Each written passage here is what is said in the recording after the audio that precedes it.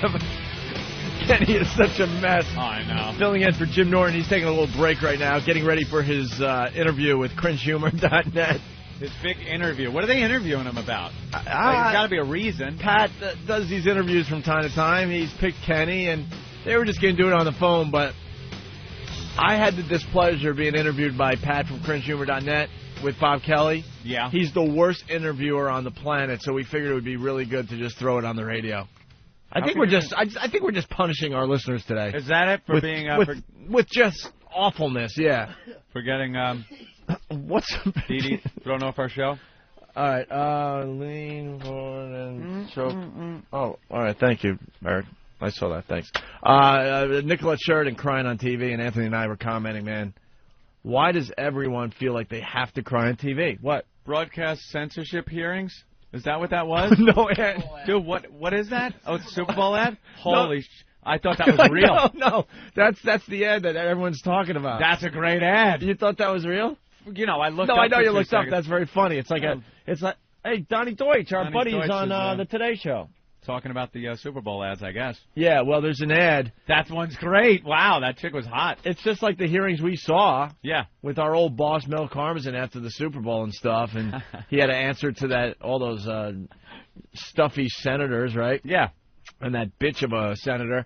And Paul Tagliabue was there. Everyone, I'm sure, has seen the video. Well, they're kind of spoofing it for a Super Bowl ad this year. That's great. They got like a Scores type stripper and a little like wife beater with huge boobs. She pulls that off. She's got like a bikini top underneath it, and she's dancing around inside the hearing. And they show some old guy with oxygen over his mouth like he can't take it. Yeah, the actors playing the old senators are pretty funny, man. They're really believable, you know? That's a good one. Yeah, are they going to run that? Because they're banning a lot of ads. Yeah, I know. That seems like one they would ban. You know, there's a suspicion here. I think Budweiser has an ad that's banned, and I think the one you were talking about yesterday, for the car. Oh yeah, for a Lincoln. Lincoln Town Car, right? Has one with a priest in it. The priest is rubbing the car and stuff. He's lusting after the car. Yeah. And then the third one is Mickey Rooney's ass. Well, that one won't air. Definitely. Did you see the video of Mickey Rooney yet? No, I haven't. See, AOL is making a huge comeback. Really? AOL broadband, they have all this stuff. And I saw all three of those banned Super Bowl commercials on AOL. And that's when I started thinking, wait a minute, what is going on here? Yeah. If you're like a company like Budweiser or any of these other big companies, why wouldn't, after the whole Janet Jackson thing, why wouldn't you come up with some kind of outrageous ad knowing it would never air? Right. And then you release it to the press and everybody and say, look, this is an ad we wanted, but they said we couldn't air it. Next thing you know, everyone's talking about it. All the morning shows are talking about them and throwing them on prime time in the morning. They're showing the clips. And then AOL has it as one of the main features. And then the rest of the Internet, I'm sure, has it as well, because you know how that works. And so many people are being turned on to the product because they're checking out these, quote, banned ads. They play them on the news shows, on the morning news shows, and what it amounts to is your commercial's getting played for free. You're not paying to have it played because it's controversial. Yeah. Yeah. Well, the Mickey Rooney one is he's in a steam room or something, and I forget exactly what happens, but he runs out. Oh, because there's someone behind him that's sick and sneezes. Yeah. It's for that airborne stuff, I guess. You know, Greg Brady was a spokesperson for that for a while. Yeah. And so someone sneezes, so he freaks out and is like everyone does when someone around you sneezes, you just don't want the flu. So he starts running out of the steam room, and his towel gets caught, and we're supposed to see good old Mickey Rooney's 84-year-old ass. That just has to look like a nightmare. Why would you want to see that? This is what I want to bring up. Yes, that's a nightmare, of course, and they cube it out so you don't see it. Although I would have loved to see it just because it's a freak show, you know. I'm into the freak show thing. So, but on the front of his chest, because he's topless or whatever, he has a huge lump. Really? Right about, I think, trying to remember now, but right about where the heart would be. Oh. And I'm wondering if he had one of these bizarre procedures. Maybe he did. Or it might be a huge pacemaker or something. Some oldie-time pacemaker. But there's a huge lump in the front of his chest, okay, that obviously should not be there. And one of these morning shows, they're all the same to me, even though they brag about their ratings. They're the same exact format. One of them was interviewing Mickey Rooney and his wife, because his wife has to do all the interviews with him now because he's so old, and she wants FaceTime and all that. Great. And I'm thinking, why didn't they ask Mickey Rooney what the hell is that lump on the front of his chest? You don't ask people things like that. Dude, if you're in a commercial and you're, have no shirt on and you're already talking about why they're not showing it because of the ass, you have to bring up the obvious. I don't understand why they don't bring up the obvious. Like, Mickey, are you okay? There's something that seems like something's going on in the front of your chest. They would never ask that on those morning shows. Never. I understand that, but... Meanwhile, everybody would be looking at it going, oh, my God, what is that? But they would never ask that question. Yeah. And so they had Mickey Rooney on, and I don't know, he's looking and acting just like his character from Bill. Like, oh, Bill, I want chicken. Where's my buddy? Is he actually talking like that? I got to see the clip. It's he's a little slow. A little slow. I mean, he's 84 and all that, but the gravelly old man voice. He's a little slow, and everyone's like, doesn't he look great? No. No one looks great at 84. Let's stop with that whole old age thing where look at, doesn't Grandma look wonderful? No, she doesn't. I mean, I'm happy she's still alive and all that, but let's stop with that crap. People are just pieces of fruit in the fruit bowl. I think time goes by, you just rot. I think it was Diane Sawyer. She's like, Mickey, you still got it, because he was saying something, stupid, and, He doesn't got it. You know what I was watching last night? Much to my horror, the Happy Days reunion, Opie. You saw it? 30 years anniversary. The Happy Days, it was an abomination. They parade everyone out, and all you're doing, how do you put somebody in a room, all these people in a room, and then show clips of what you look like 30 years prior? It's the shock of looking at these people. Is it another one of those clip shows, basically? Yeah, big clip show, and then they showed... Oh, so it wasn't an actual episode. They were just sitting around talking and going, remember when... Clip show. Remember when I came up with Sit On It, Potsy? Yes, there you go. Really? Dude, I swear I didn't see it. You're kidding? This is what they were talking about. Because I know the show was known for being a catchphrase type show. Catchphrase, because Gary Marshall, who threw the show together that everyone was praising as a genius last night, was the biggest sitcom hack I've ever seen. Hack. Can I go backwards? I have a problem concentrating. But, oh, yeah. But this guy's pretty damn funny. Jim and PA, go ahead real fast. What's going on? Oh, hold on. Damn it. Gotta fix that. Jim, start over again. What's up? That the unit in Rooney's chest, I kind of think that's like the big doggy unit of a pacemaker. Check it out, guys. Oh, he had such a good line, and he blows it. It was much funnier reading it on the screen. Yeah. And it's all about timing. And then his delivery stunk, and too. The board, I got to talk to Jaime. The board has to be reconfigured a little bit, because when we go to CD2, then that takes out the telephone, and if I don't have the other telephone hooked up, because I I got my instant replay on that pot, then it gets all messy and weird. And they're going to work on that, though. We talked about that. No, I know. I mean, we don't have any problems with the guys in Washington anymore. They're doing a great job. The guy blew the line, the doggy unit pacemaker thing. Well, we said there's a big lump in the front of Mickey Rooney's chest, and this guy said it might be one of those portable units from the little doggy company. It's serious as MiFi equivalent. Yeah, you got it implanted in your chest. Yeah, that's how you have to listen to their crap. A surgical procedure. Great. Yeah, so I'm watching that last night. Right. And they show Gary Marshall. God, do we have audio of this? I don't know. Do we? Do we have any audio? Oh my God. It was really awful. All right, guys. I got now Opie's going to yell at you. No, I'm not going to yell at anyone. I have completely given up on some of the stuff that we need for this program, because they're just not getting it done. Okay. Guys. What? Oh, I see a conference going on. Guys out in Radio Land. Yeah. If you see something on TV that we could goof on, send it into the program. Tape it and I'm dead serious. Email it to us. Not the whole thing, but if you're watching the Happy Days reunion and they're talking about something really stupid, just capture that audio for us and send it in. Because I was in the office today going, guys, do you have the Emmett Smith retirement, crying fest? No. Guys, do you have what else? The Michael Jackson thing? No. Guys, do you have Paul McCartney talking about how he's going to have a clean halftime show? No. We're missing a lot of opportunities to throw more audio on the program. He's yelling at you. No, I'm not. I'm just. This is just as bad as yelling. Dude, I'm talking to an imaginary person that might be working for our show. Oh, I got you. His name is Damone. Damone, get me my audio. That's all I'm saying. That's all I'm trying to say. You know, What you know how cool it would have been to have the audio of Chachi explaining how he came up with wah wah wah. Fascinating stuff. Wasn't he supposed to say what?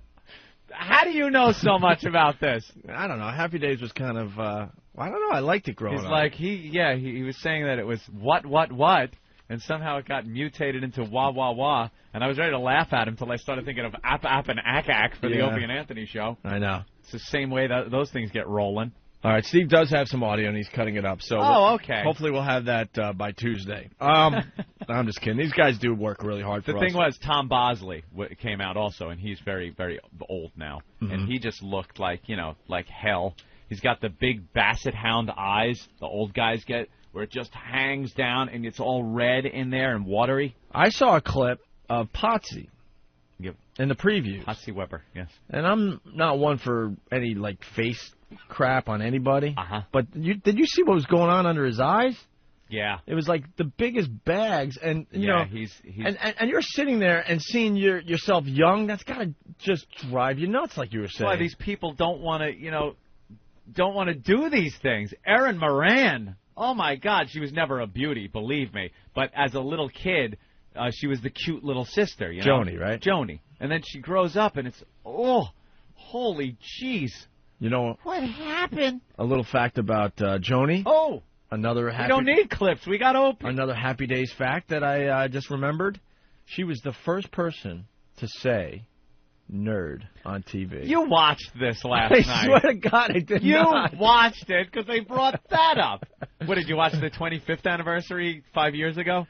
No, I just kind of, I don't know. You kind of know about this stuff, about Happy Days? I might have seen a little clip here and there.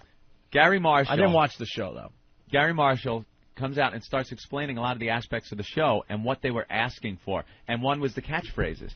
Hey, sit on it, nerd, wah, wah, wah, I still got it. All the bad bucko, all the bad catchphrases was all Gary Marshall saying, a show needs a catchphrase.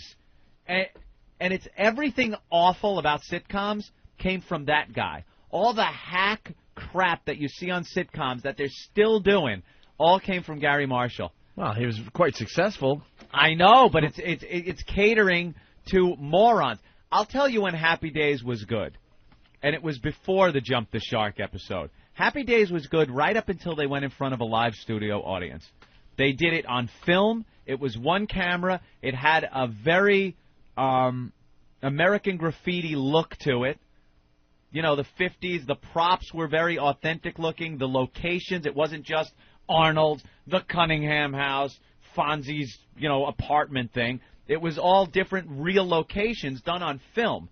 There was no, I don't believe there was a laugh track. I don't. It might have been. I don't yeah, there was. Was there? Yeah, because it was that, the weird laugh track that you get in the old sitcoms. Yeah. I can't remember. But that was cool. They covered subjects of Richie and the guys getting into the titty bar. Remember that one? And it turned out not being cool because they thought she was going to take it all off, and she was just kind of a burlesque dancer. Yeah. And it was the myth of going into a strip club before you could get in legally. You want a morbid thought about laugh tracks, Anthony? Yes. When you watch these old sitcoms, give me an old sitcom. You got to go old. I Love Lucy. Or let's go Honeymooners even. Honeymooners, sure. All the people laughing on the laugh track, are now dead. Most likely all of them. Dead.